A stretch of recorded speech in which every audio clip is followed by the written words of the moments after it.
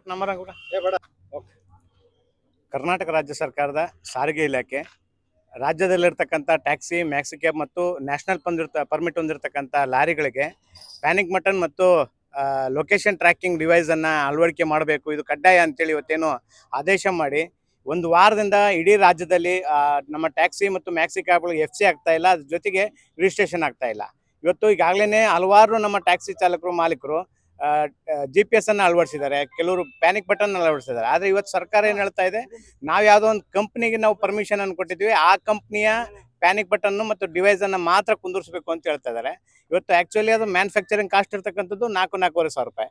ಆದರೆ ಸರ್ಕಾರ ಅದಕ್ಕೆ ಪರ್ಸೆಂಟೇಜನ್ನು ಫಿಕ್ಸ್ ಮಾಡ್ಕೊಂಡು ಅಧಿಕಾರಿಗಳು ಮತ್ತು ಜನಪ್ರತಿನಿಧಿಗಳು ಅದು ಕಮಿಷನ್ ತೊಗೊಂಡು ಇವತ್ತು 7,600 ರೂಪಾಯಿ ಸರ್ಕಾರ ಫಿಕ್ಸ್ ಮಾಡಿದೆ. ಸರ್ಕಾರ 7,600 ಫಿಕ್ಸ್ ಮಾಡಿದ ಮೇಲೆ ಇಲ್ಲಿರ್ತಕ್ಕಂಥ ಒಬ್ಬ ವರ್ತಕ ಆ ಡಿವೈಸನ್ನು ನಮ್ಮ ಗಾಡಿಗಳು ಕುಂದಿಸ್ಬೇಕಂದ್ರೆ 14,000 17,000 ರೂಪಾಯಿ ಚಾರ್ಜನ್ನು ಮಾಡ್ತಾನೆ. ಸೊ ಇದರಿಂದ ನಮಗೆ ಸುಮಾರು ತೊಂದರೆ ಆಗ್ತಾ ಇದೆ ಟ್ಯಾಕ್ಸಿ ಮತ್ತು ಮ್ಯಾಕ್ಸಿ ಕ್ಯಾಬ್ ಮಾಲೀಕರಿಗೆ. ಜೊತೆಗೆ ಇವತ್ತಿನ ಸಂದರ್ಭದಲ್ಲಿ ಸ್ಕೂಲ್ಗಳು ಪ್ರಾರಂಭ ಆಗಿದೆ, ನಾವು ಸ್ಕೂಲ್ ಫೀಸ್ ಕಟ್ಟಲಿಕ್ಕೆ ಆಗ್ತಾ ಇಲ್ಲ. ಸರ್ಕಾರ ಒಂದು ಕಡೆ ಕಲ್ಯಾಣ ಮಂಡಳಿ ರಚನೆ ಮಾಡಿದೆ, ಕಲ್ಯಾಣ ಮಂಡಳಿಯಲ್ಲಿ ಯಾವುದೇ ರೀತಿ ಹಣ ಬಿಡುಗಡೆ ಮಾಡಿಲ್ಲ. ಸ್ಕಾಲರ್ಶಿಪ್ ಕೊಡ್ತೀವಿ ಅಂತ ಹೇಳ್ತಾರೆ, ಕೊಡ್ತಾ ಇಲ್ಲ. ಇಂಥ ಸಂದರ್ಭದಲ್ಲಿ ಮಕ್ಕಳು ಸ್ಕೂಲ್ ಫೀಸ್ ಕಟ್ಟಬೇಕು ಅಥವಾ ಡಿವೈಸನ್ನು ಕುಂದಿರಿಸಬೇಕು ಗೊತ್ತಾಗ್ತಾ ಇಲ್ಲ.